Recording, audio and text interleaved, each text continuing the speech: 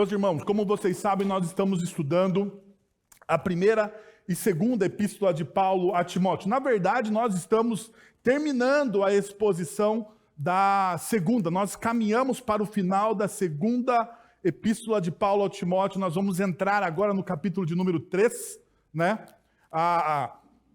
Então, nós estamos alcançando o final da última carta do apóstolo Paulo a seu discípulo Timóteo, ou seja, as últimas palavras do apóstolo ao seu discípulo. Depois dessa última carta, Paulo ele vai sofrer o seu martírio, ele será decapitado e morrerá pelo evangelho. E a gente tem estudado essa ideia do antifrágil, ok? Onde a gente lida com o real. Com o real. Nossa cultura tem a mania de tentar sabotar as nossas vidas, criando um mundo imaginário. Um mundo imaginário. O mundo imaginário da nossa cultura, tudo é perfeito. Você pode olhar as redes sociais. As redes sociais dos seus amigos, todas as famílias são perfeitas. Os casais não têm desinteligência nas redes sociais. Alguns usam as redes sociais. Bom, alguns ultrapassam os limites do bom comportamento, mas a maioria tem nas redes sociais como algo assim perfeito. Melhores pratos, melhores viagens, melhores lugares para se ver, filmes. Então, as redes sociais são os lugares aonde nós olhamos e falamos, nossa, a vida das pessoas ela é uma vida ideal. Mas não corresponde com a realidade. Com a realidade. Olhando para o texto de Timóteo, nós estamos vendo que Paulo ele prepara o seu discípulo para essa realidade. Para essa realidade. Paulo está passando na segunda carta a Timóteo, Paulo está passando o bastão, está entregando o ministério.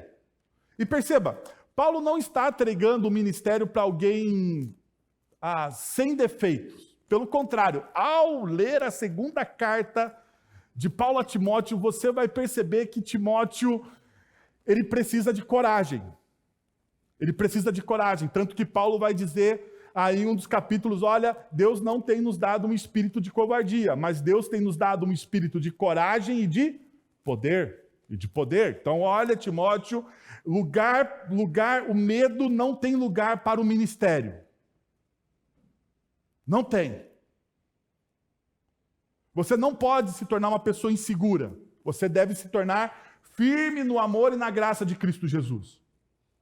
Timóteo, você precisa estudar mais. Você precisa aplicar o seu coração aos estudos das Sagradas Escrituras. Timóteo, você precisa aprender a viver centrado em Cristo Jesus. Caso contrário, o seu ministério naufragará. E Paulo vai dando vários conselhos a Timóteo. E no capítulo de número 3, Paulo então ele chega para dar um conselho. Ele vai falar sobre a seguinte tese: sabedoria é a prática do conhecimento.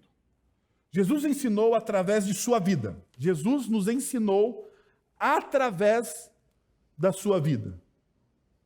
Sua existência foi a manifestação de suas lições. Ele não apenas compartilhou palavras conosco. Jesus não apenas compartilhou conceitos, ideias conosco.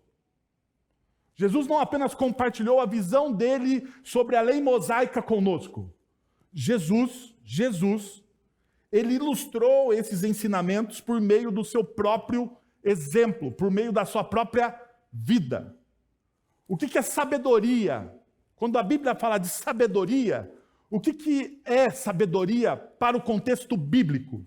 Sabedoria para o contexto bíblico é a junção dos nossos conceitos com a nossa prática.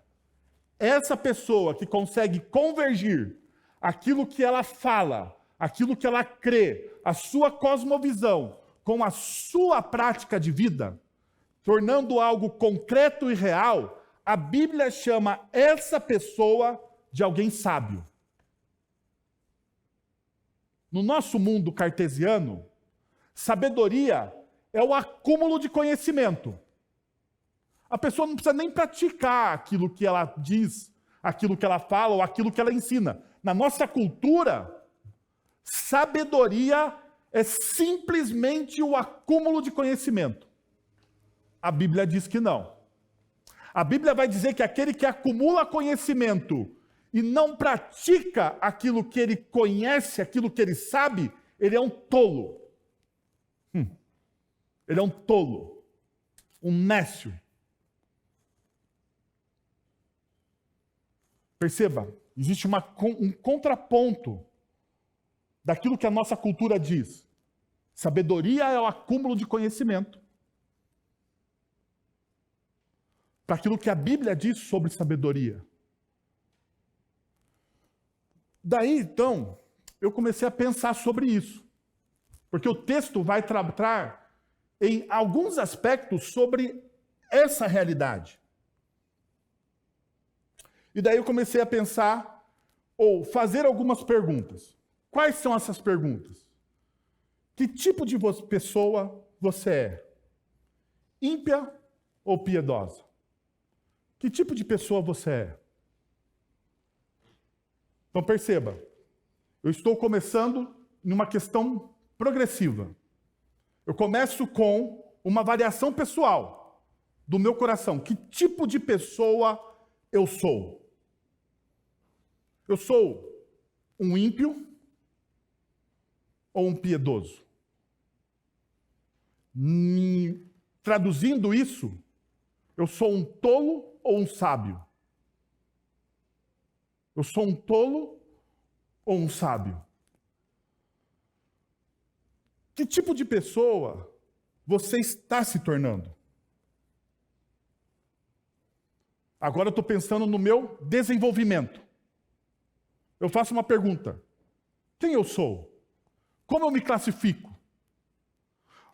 Se eu chegar à conclusão de que eu sou um tolo, de que eu sou um ímpio, de que o meu discurso não coaduna com a minha prática, ou seja, eu não estou convergindo, não estou crescendo, uma segunda pergunta precisa ser feita. Que tipo de pessoa eu desejo o quê? Me tornar. Quais os caminhos que eu preciso traçar, então, para sair da onde estou para onde eu quero chegar? Mas existe uma terceira questão. Quem você está seguindo? Porque veja só, todos nós aprendemos, por exemplo, por ver outras pessoas fazendo. Não é assim que a gente aprende? Um estudante universitário, ele aprende com os seus professores. Os professores ensinam os conceitos e mais tarde esse estudante universitário se torna um trainee. Dentro do quê? De uma empresa, de um escritório, para ele colocar em prática aquilo que ele aprendeu.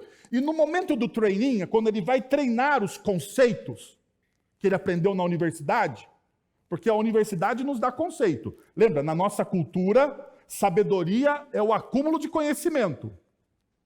Dificilmente uma universidade nos dá a prática da vocação que nós queremos exercer. Por exemplo, isso acontece no seminário.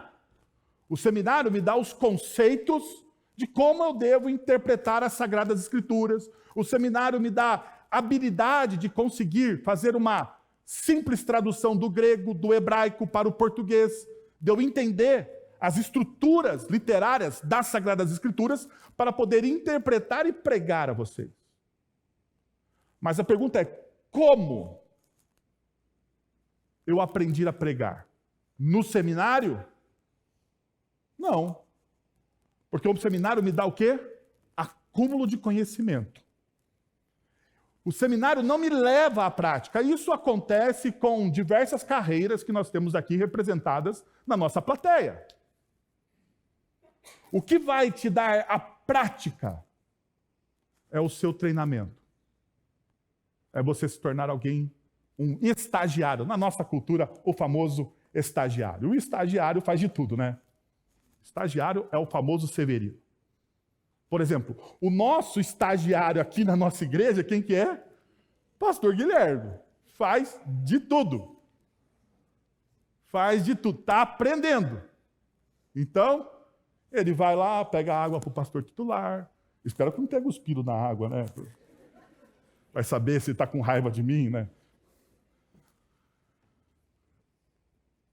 Ele faz de tudo, ele está treinando a prática do pastorado. Então ele vai comigo fazer as visitas, levar ceia, participar. Pastor Guilherme está treinando. Quem é o responsável pela série de Natal? Pastor Guilherme. Está montando a série sozinho. Amanhã, segunda-feira, ele tem que me apresentar a série. Textos bíblicos, desenvolvimento, como serão os sermões, quais são os pontos, aonde a gente tem que atingir, quais são as ideias principais. Amanhã ele precisa fazer isso. Não sei se ele vai fazer durante a madrugada, de hoje para amanhã, como todo bom treininho, mas ele precisa. Amanhã, às 14h30 está com isso pronto. Ele precisa ser treinado, colocar em prática aquilo que ele aprendeu. E para colocar em prática aquilo que ele aprendeu, ele precisa seguir alguém. Quem você segue? É uma das perguntas mais importantes que a gente precisa responder. Quem você segue? Porque existe um adágio popular, que talvez você tenha já ouvido diversas vezes, né? Que é, diga-me com quem andas e eu te direi quem és. Diga-me com quem andas.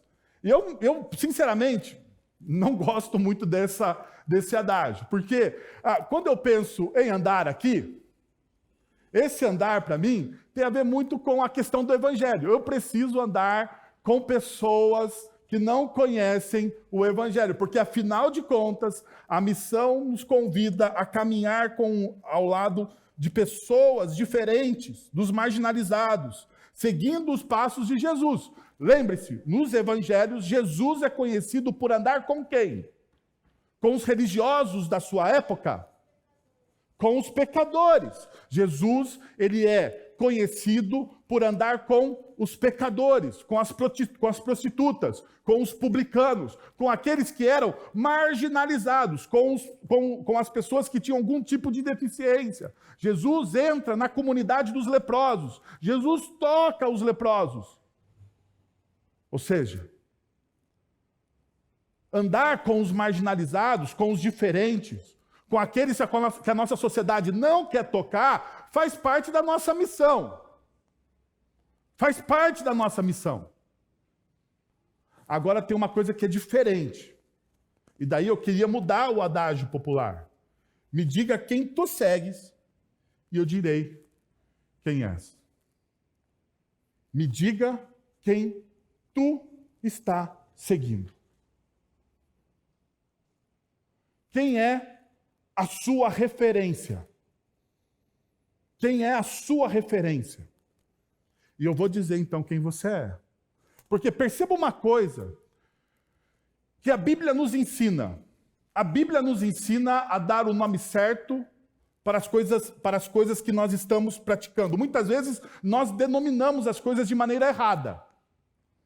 Mas a Bíblia ela é precisa naquilo que ela quer dizer.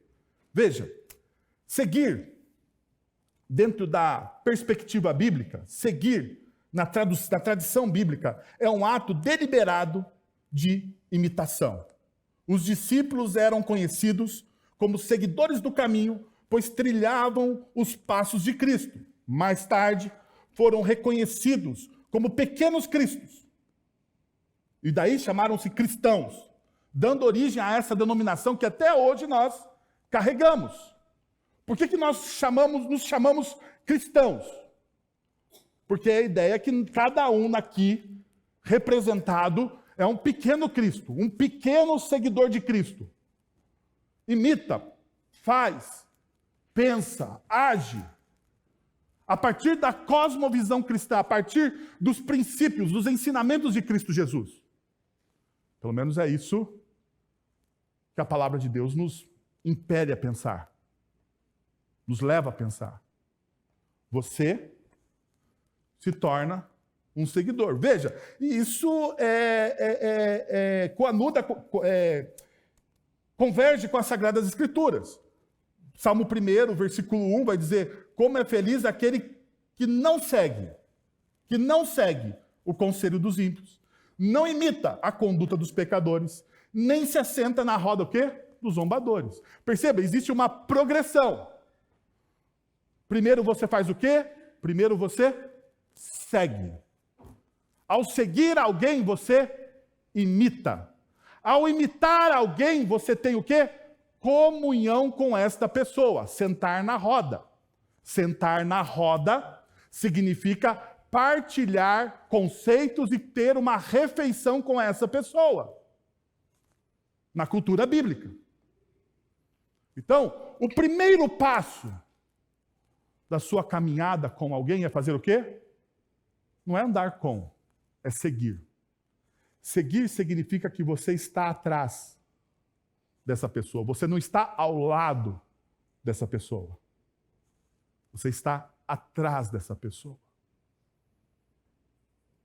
Seguir significa uma hora que você vai imitar o que essa pessoa faz. Seguir significa que você partilha dos mesmos princípios, valores, cosmovisão, atitudes desta pessoa.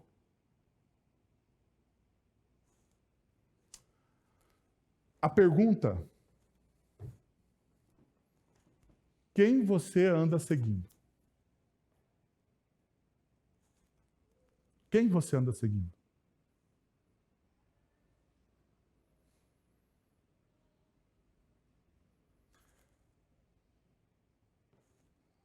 Quem está à sua frente?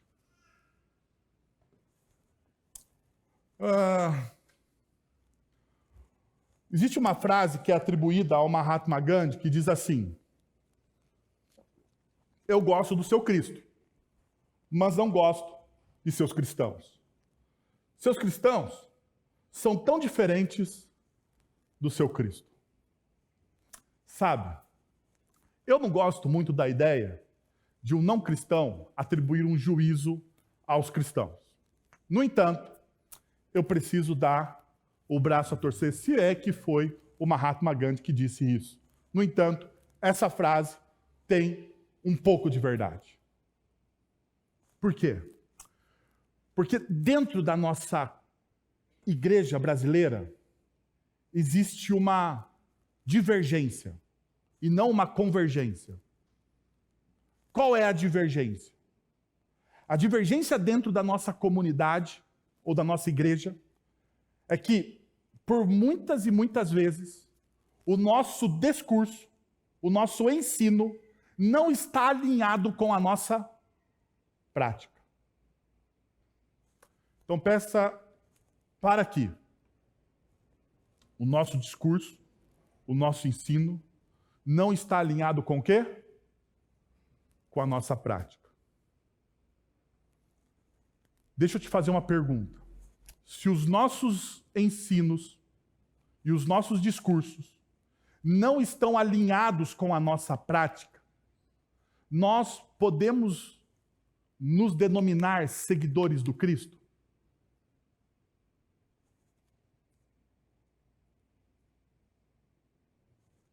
Porque veja, se você não segue, segundo o Salmo 1, não fique bravo comigo. Você discuta lá com o Espírito Santo. É culpa dele. Ok? Ninguém bravo comigo aqui. Eu só estou repetindo aquilo que o Salmo 1 falou. Para você ter a pergunta mais ingênua que um pastor pode fazer. Eu sou cheio de fazer perguntas ingênuas, mas eu faço só para ilustrar. Se você deseja, quem aqui deseja ter comunhão com Deus? E daí, todo mundo está na igreja aqui, a minha perspectiva é, todos nós desejamos ter comunhão com Deus. A pergunta, então, passa a ser, qual é o caminho para você ter plena comunhão com Deus? E daí você pode responder, sistematicamente, o caminho é o Cristo. Isso está certo. No entanto, o caminho do Cristo exige que você faça o quê? Se torne um discípulo do Cristo. E ser discípulo do Cristo significa que o seu discurso, o seu ensino e a sua vida prática devem o quê? Convergir. Convergir.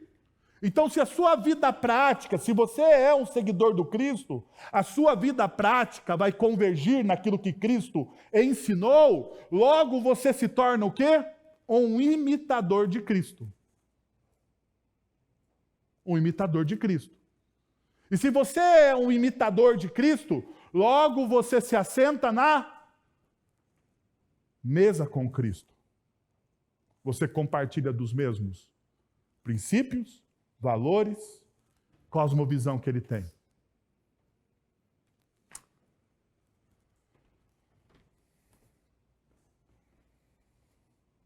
Então, eu ia fazer um sermão de 2 pontos nessa manhã. Mas daí eu resolvi dividir esse sermão. Porque cada ponto tem 3 perspectivas. Então seria um sermão de 2 pontos com 6. Não achei justo com vocês aqui pela manhã. Então dividi com o pessoal da noite. Então, é um sermão, olha só, meus irmãos, um sermão de 1 ponto. Nem é um sermão presbiteriano, né? Mas que tem 3 perspectivas, tá bom? Então, deixa eu te dar qual é a minha ideia aqui. 3 passos infalíveis para garantir um sucesso tão vergonhoso como discípulo, que até mesmo o constrangimento fica com inveja.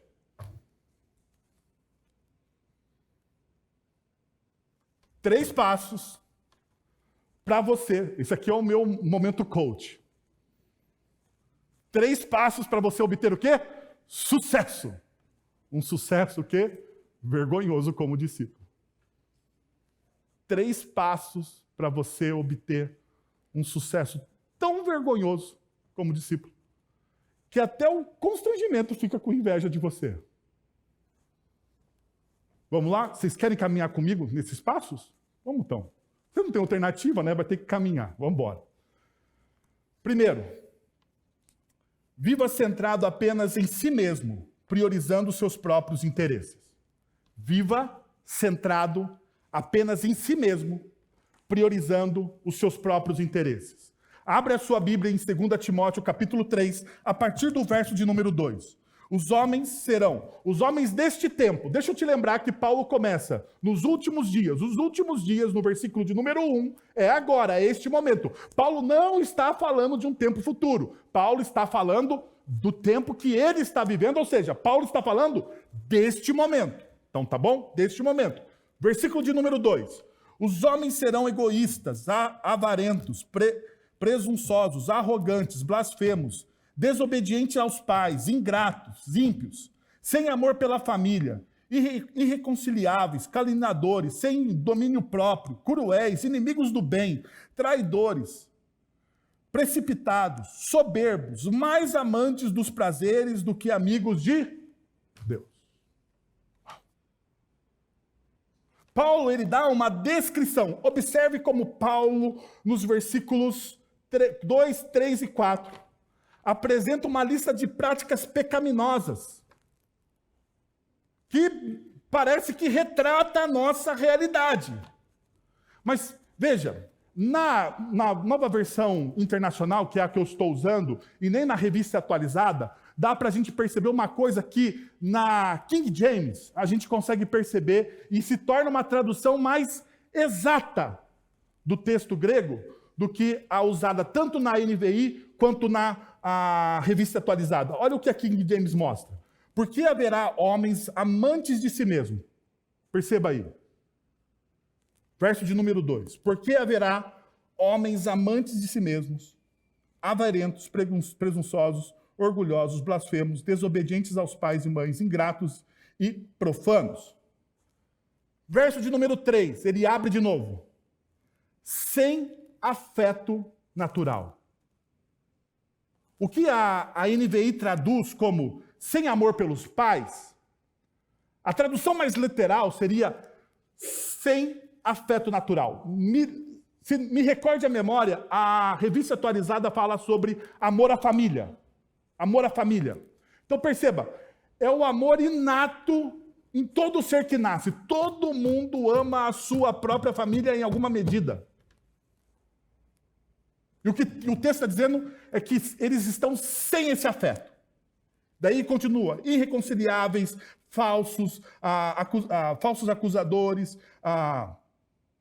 incontinentes, cruéis, inimigos daqueles que são bons, traidores obstinados, soberbos, mais amantes dos prazeres do que amantes de Deus.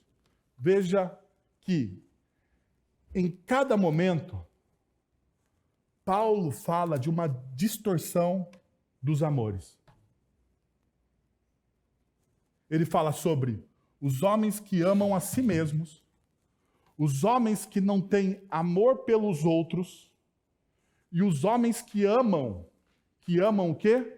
Mais os seus próprios prazeres do que a Deus. Essa abordagem ressalta o problema fundamental desses homens, dessas pessoas.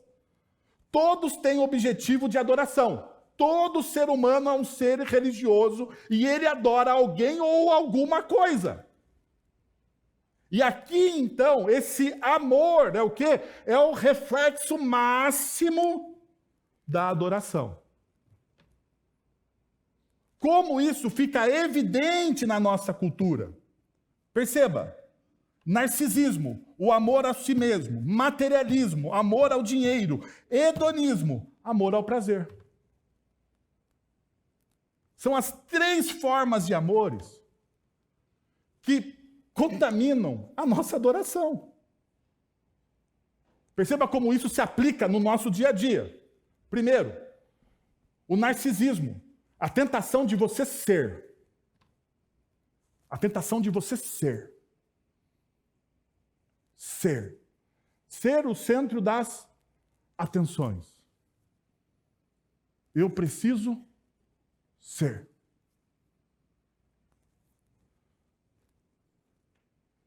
Segundo, materialismo, a tentação de você ter. De você ter. Terceiro, o hedonismo, a tentação de você sentir. Sentir. Ser, ter e sentir. Tudo isso afeta o quê? Tudo isso expressa aquilo que de fato nós adoramos. Nós nos curvamos àquilo que nós queremos ser. Não nos curvamos àquilo que nós queremos ser? Qual é o sacrifício que você faz para obter sucesso? Qual é o sacrifício que você faz para você obter sucesso? Qual é o sacrifício que você faz para ter? Para ter. Qual é o sacrifício que você faz para sentir prazer? Para sentir prazer. Não sei se você percebeu, mas tudo isso é uma linguagem o quê? Religiosa afetiva do coração. Você sacrifica algo para ser, ou não sacrifica? Você sacrifica algo para ser. Você sacrifica algo para ter. Você sacrifica algo para sentir. Daí você deve me perguntar, mas o que eu estou sacrificando para essas três coisas? Deixa eu te dizer. O seu tempo. O seu tempo. Qual é o único bem que você tem, que você gasta e você não tem de volta? Tempo. Tempo é uma coisa que você gasta com tudo isso que você viu aí. É ou não é? Estou certo ou estou errado? Você gasta tempo com tudo isso. Você sacrifica no altar do ter, do sentir e do ser o seu tempo para você obter alguma benéfica. Perceba, Paulo está demonstrando que todos esses amores, eles são desordenados.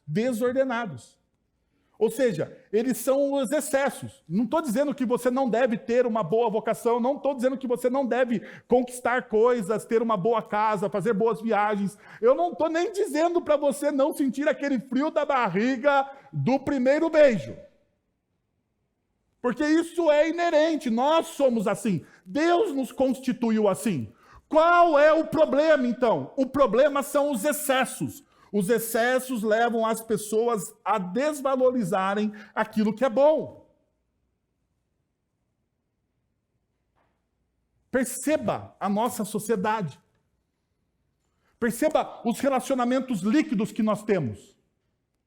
Sexo na nossa sociedade é oferecido de maneira exacerbada. É ou não é?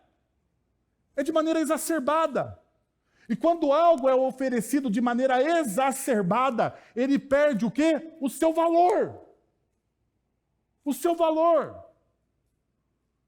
Então isso serve tanto para meninos, para meninas, para homens, para mulheres, toda vez que a nossa sociedade nos inflige um meio de cultura, uma forma de vida, que nos leva ao exacerbamento de algo, ela está tirando o valor intrínseco daquilo, ela está desvalorizando. Sexo em excesso desvaloriza o sexo. Numa linguagem monetária, sexo em excesso inflaciona o sexo. Prazer em excesso inflaciona o prazer. Ter em excesso inflaciona o ter. Porque as pessoas perdem as medidas das coisas. Perceba os nossos políticos, perceba o meio de poder brasileiro, eles têm tanto, eles vivem de maneira nadabesca, com tanto, que eles perderam a noção do valor das coisas. Perceba o meio de corrupção brasileiro, eles falam de bilhões, como se fosse centavos, gente. Eu não sei se vocês prestam, às vezes, atenção no discurso dos nossos políticos, ou das nossas mídias. Eles falam assim, o Brasil terá um rombo de apenas 177 bilhões de reais. Na minha cabeça, apenas um rombo de 77 não cabem na minha frase, entendeu? Esse apenas é minimizando o quê? 77 bilhões, como se a gente conseguisse encontrar isso em qualquer esquina. Em qualquer esquina.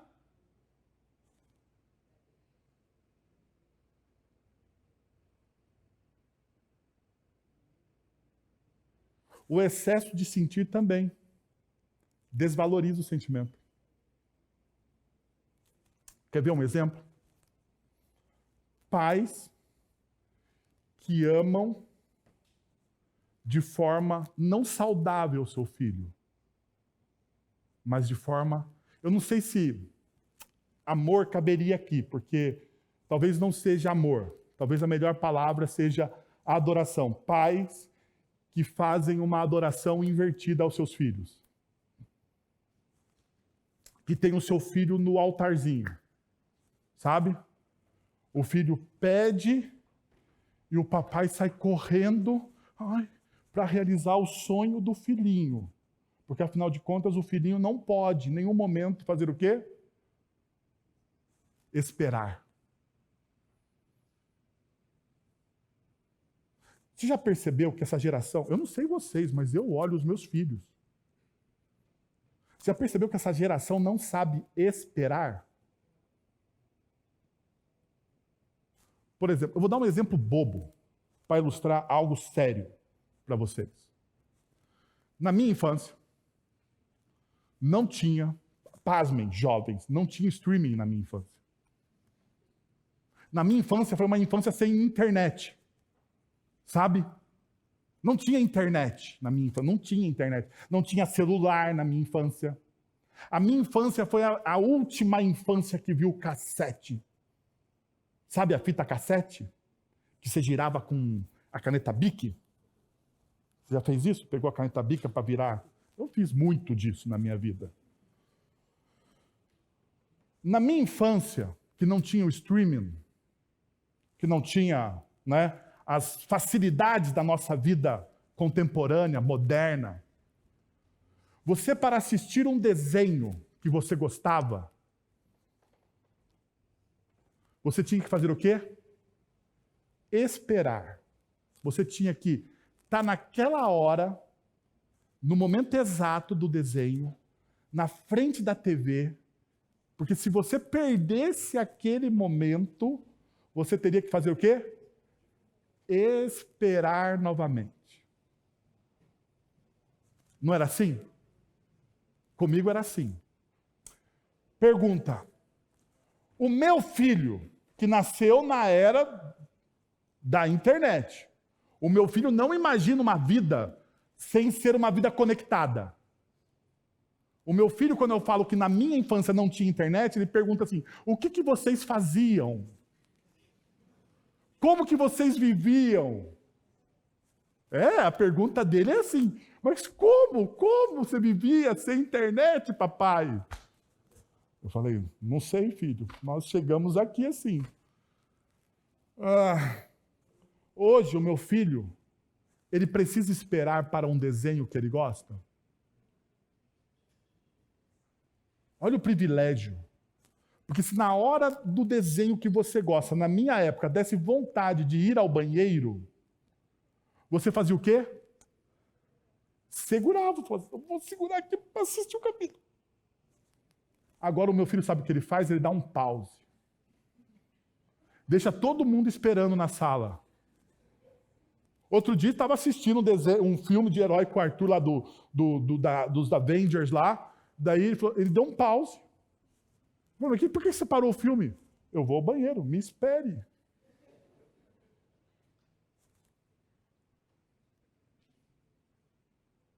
Os nossos filhos não sabem mais esperar. Não sabem. E sabe, ao invés da gente colaborar com a pedagogia do reino de Deus, ensinando que a espera, que a vida tem espera, que a vida tem espera. A vida tem espera para o momento certo do primeiro beijo. Ou não tem? Caramba! As meninas não brincam mais de boneca. Percebeu que as meninas não brincam mais de boneca? Fui visitar um amigo. A neta dele tem. Agora, sexta-feira, fui visitar um amigo em Campinas que eu gosto muito dele. Ele falou: vem aqui visitar, fazer um almoço. Cara, eu falei: tem que ir, né? Tem que ir. Falei: fui lá visitar, ter um tempo de oração com ele e tal.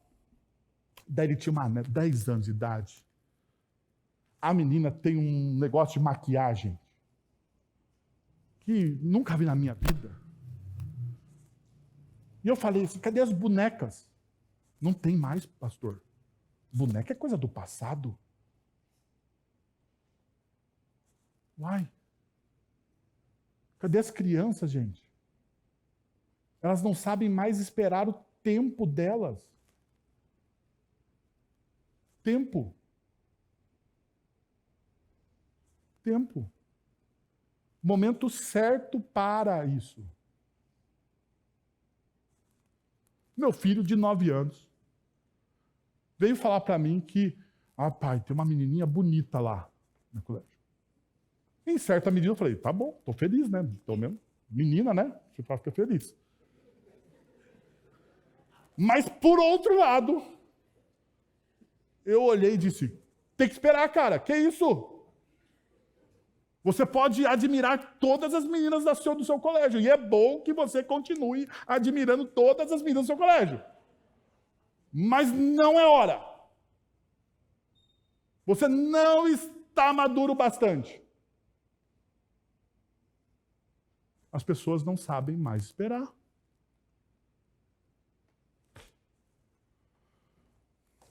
Veja, contra essa realidade do ser, o Evangelho me ensina a ser humilde. Contra essa realidade do tempo todo eu ser tentado a ter as coisas, a ser alguém, eu preciso de humildade para aceitar a condição que Deus me deu. Quem que Deus deseja que eu seja? Uma vida centrada no Evangelho não pergunta o que eu quero ser, o que eu quero ser.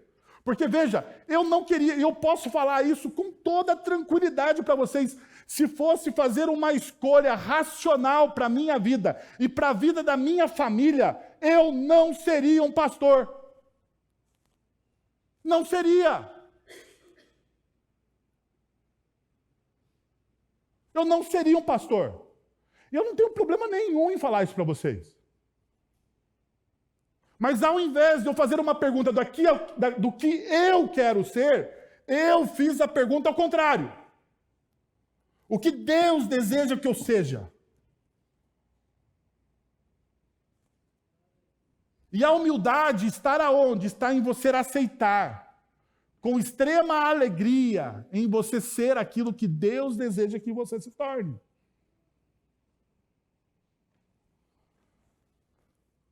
Ao invés de você ter, você se torna generoso. Generosidade. Porque, veja só, sucesso para nós, sucesso na nossa cultura, é retenção em massa. Quanto mais você tem, mais é melhor ter, mais é melhor ter, mais é melhor ter, mais é melhor ter. E você não se torna uma pessoa o quê? Generosa. Então, em casa, nós temos uma política. Para qualquer coisa. Faz 1 ano que não usa, a gente doa. A gente doa.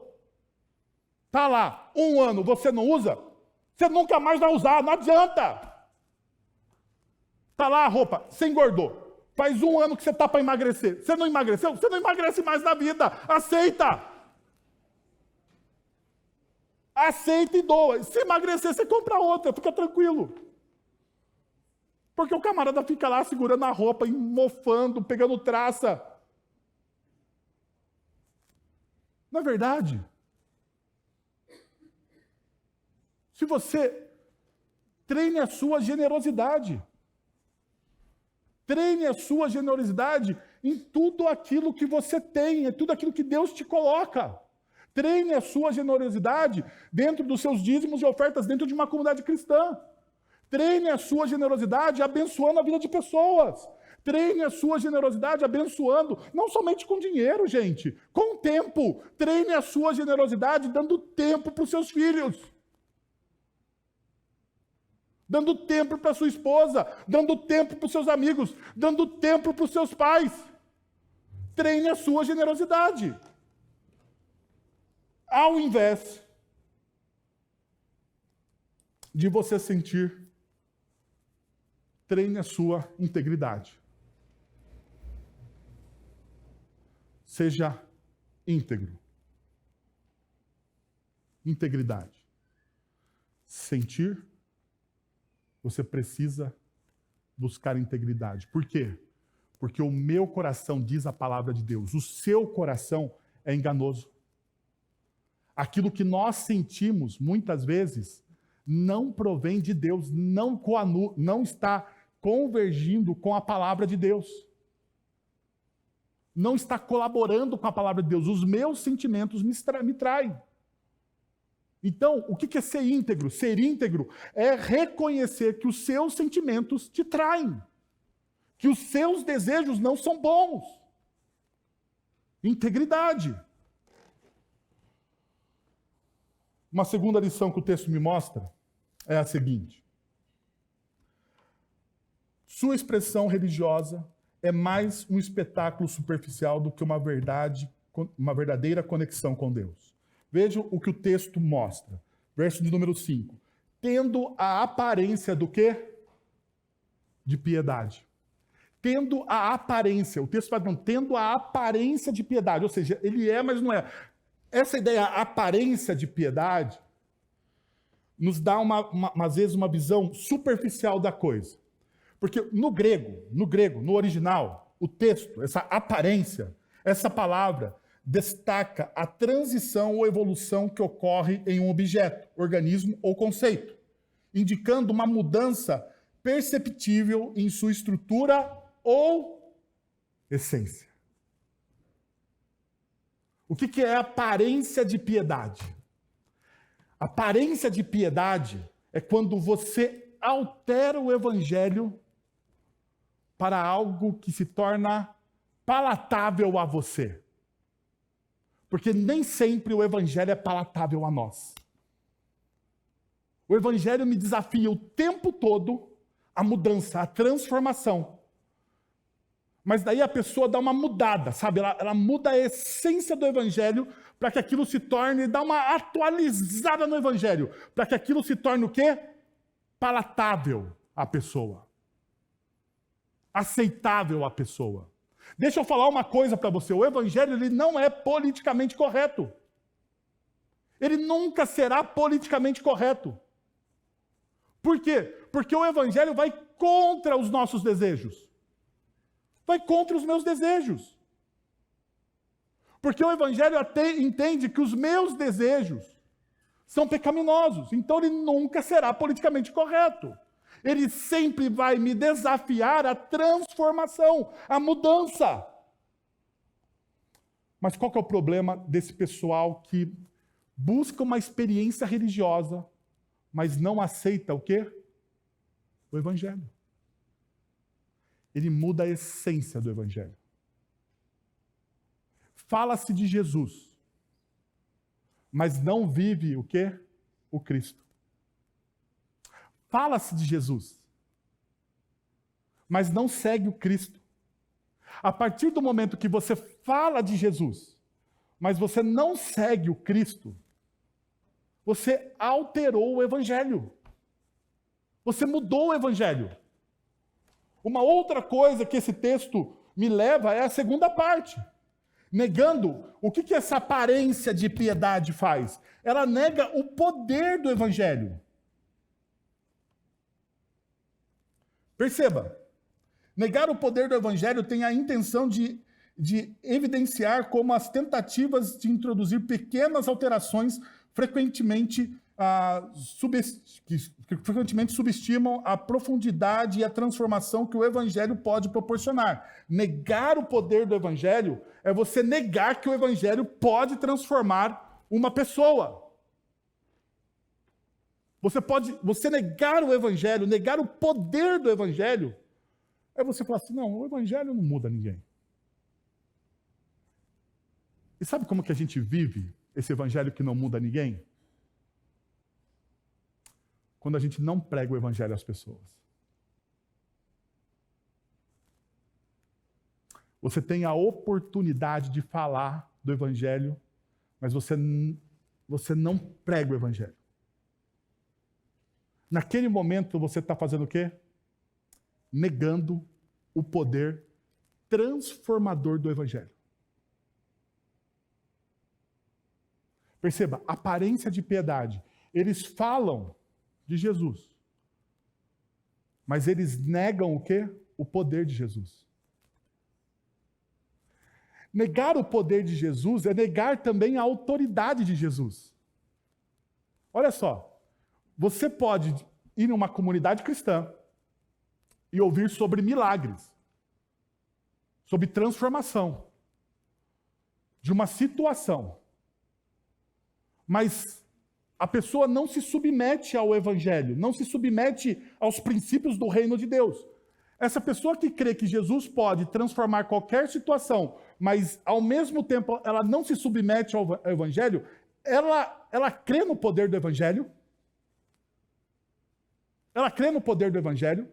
Perceba, ela mudou o evangelho. Por quê? Porque ela aceita simplesmente uma parte do evangelho. Ela crê que Jesus pode mudar toda e qualquer situação. Jesus pode mudar o meu casamento, Jesus pode mudar o meu relacionamento com o meu filho, Jesus pode curar a minha saúde, Jesus pode fazer um monte de coisas. Mas no momento em que essa pessoa é desafiada à transformação, ela faz o quê? Nega. Ela nega. O que ela fez? Ela mudou a essência do Evangelho. Porque o Evangelho transforma tudo e a todos.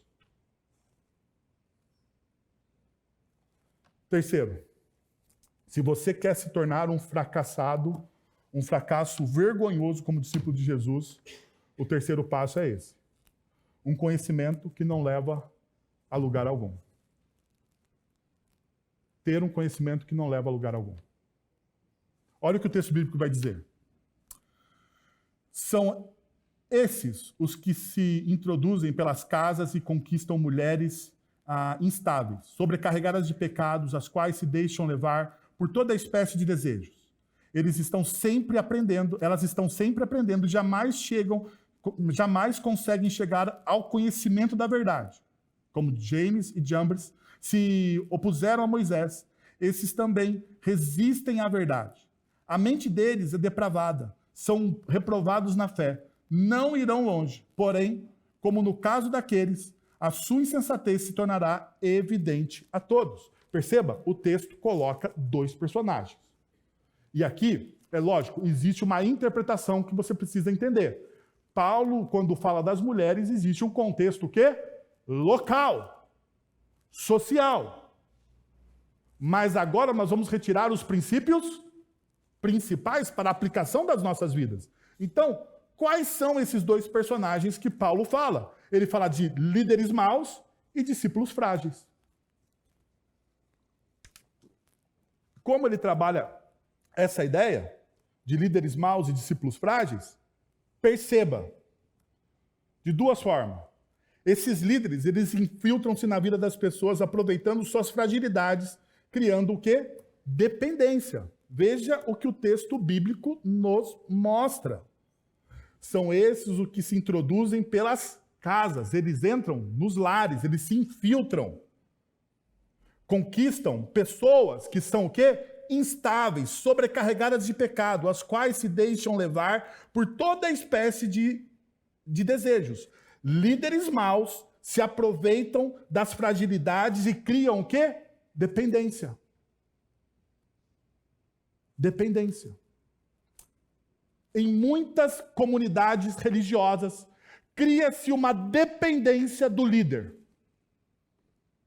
do pastor, do homem de Deus, do apóstolo, do pai-apóstolo, do arcanjo, do semideus, seja qual for a denominação que a comunidade de fé colocar no seu líder. Cria-se uma dependência. Se não for pastor orar, ai meu Deus, se não for... Gente, pelo amor de Deus! O Evangelho nos leva a uma contraposição a esse tipo de dependência.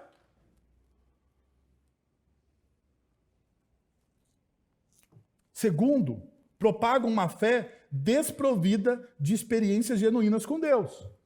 E aqui você precisa entender um pouquinho do contexto. Quando ele fala no versículo 8, que ele cita dois personagens, James e Jambres.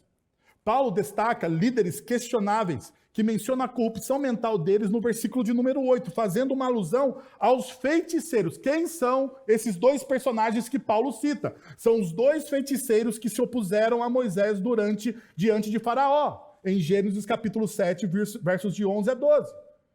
Mesmo que James e Jambres não sejam explicitamente citados na Bíblia, encontramos referências a eles em textos extras bíblicos.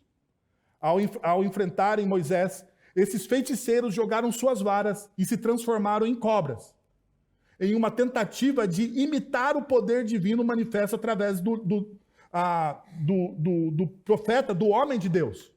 Assim como esses falsos mestres se opõem a Paulo e a Timóteo, e aqueles se colocaram contra a palavra de Deus, hoje isso acontece dentro das nossas comunidades, das nossas igrejas.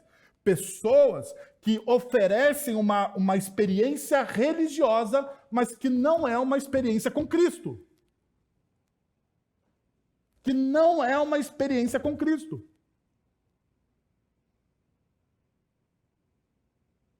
Veja, eu vou falar uma coisa aqui com muito cuidado.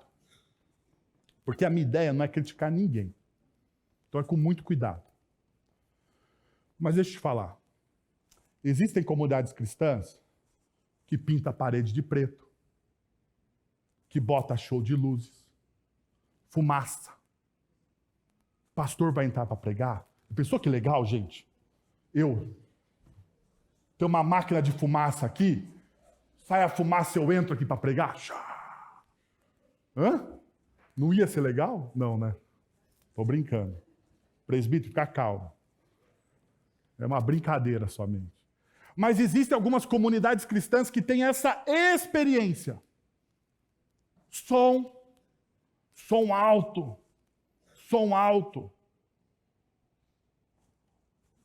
Luzes, strobos. Negócio... pirotecnia, anjos subindo e descendo. Negócio de louco. O fato é, a pergunta é, se essa experiência causou transformação. Porque veja, nós podemos ter, como eu sempre tenho dito para vocês repetidamente, para vocês, nós somos 1/3 da população brasileira.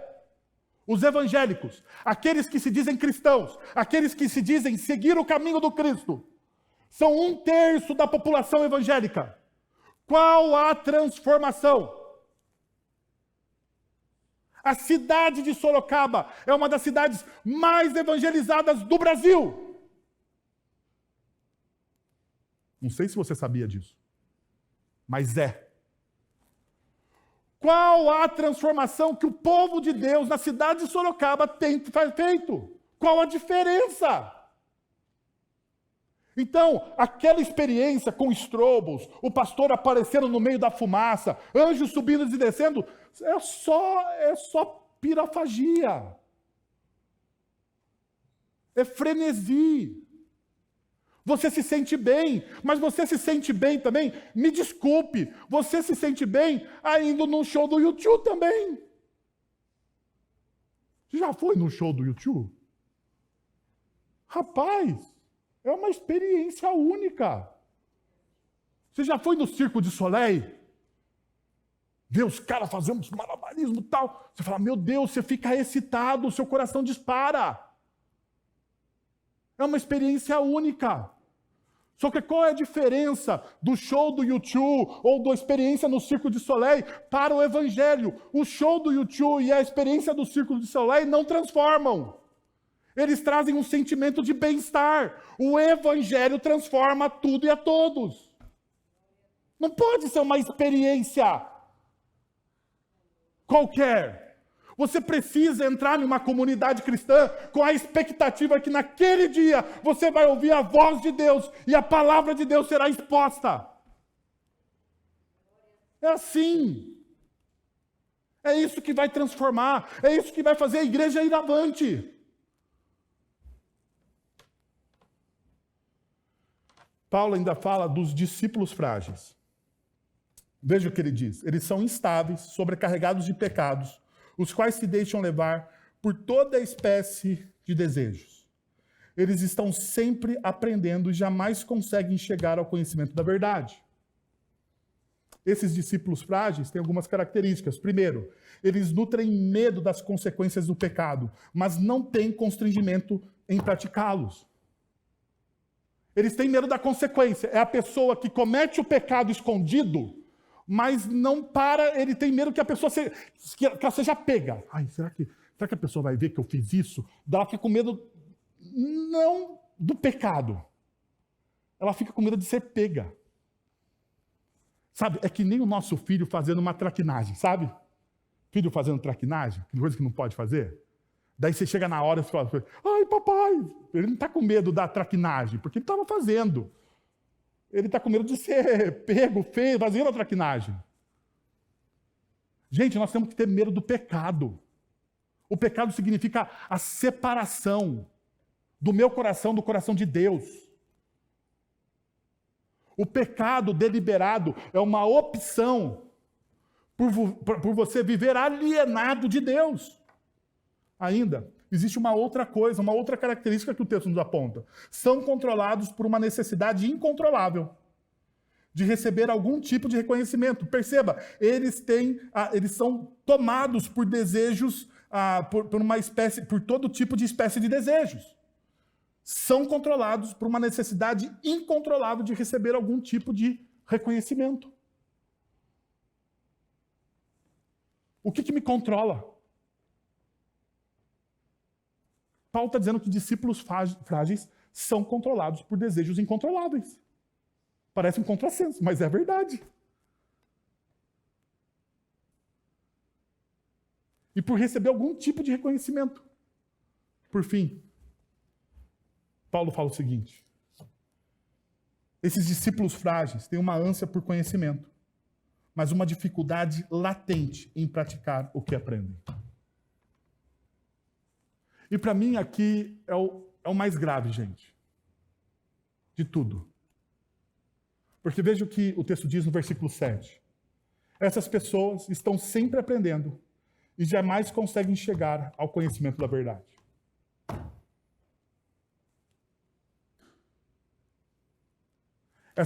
O que Paulo está dizendo aqui? E eu procurei várias traduções para ver se eu não estava errado no que eu estava pensando.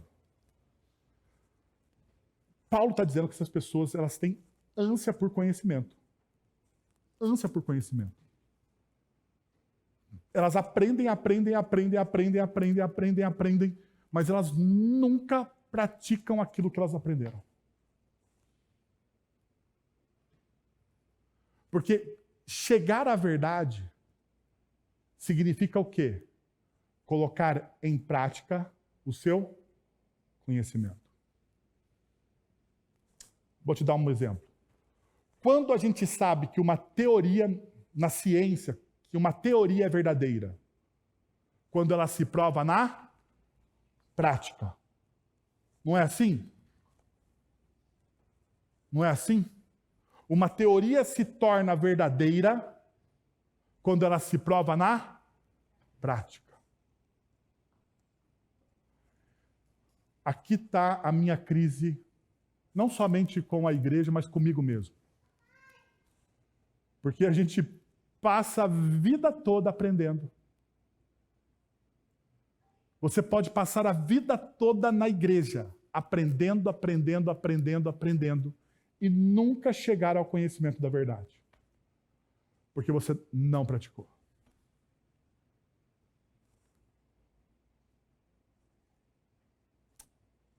Meus irmãos, eu tenho medo disso. Eu tenho medo de ser essa pessoa.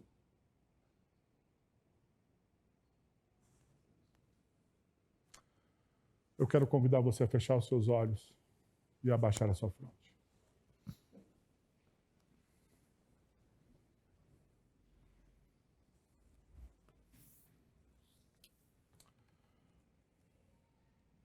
Pai, nós estamos na Tua presença e nós queremos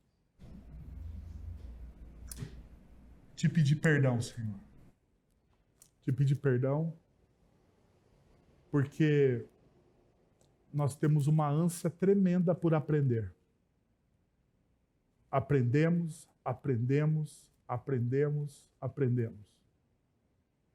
Mas não chegamos ao conhecimento da verdade, Senhor. Porque muitas vezes não praticamos aquilo que nós conhecemos. O nosso único pedido nessa manhã, Senhor, nos dê coragem, como igreja, como discípulos, como aqueles que seguem o Cristo, a praticar o Teu Evangelho. Nos ajuda, Senhor, nas nossas fraquezas, nas nossas debilidades, Perdoa, Senhor, os nossos pecados. Aqueles pecados que nós não temos mais constrangimento de praticá-los. Nós continuamos praticando esses pecados, mesmo sabendo, reconhecendo que são errados, ó Deus. Traz, Pai, nessa manhã um profundo arrependimento. Arrependimento. Que possamos experimentar, ó Deus, da Tua doce graça, Senhor. Em nome de Jesus. Amém. Pai, nós queremos Te agradecer pelo Teu amor em Cristo Jesus, Senhor. Pela Tua graça, pela Tua palavra, pelo Teu evangelho, Senhor. Que nos salva, que nos cura, que nos liberta, Pai. Agora, irmãos, que a graça de nosso Senhor e Salvador Jesus Cristo, o amor de nosso Deus e Pai, o conselho, o consolo, o poder e a ação do Santo Espírito de Deus estejam sobre vocês agora e pelos séculos dos séculos. Amém.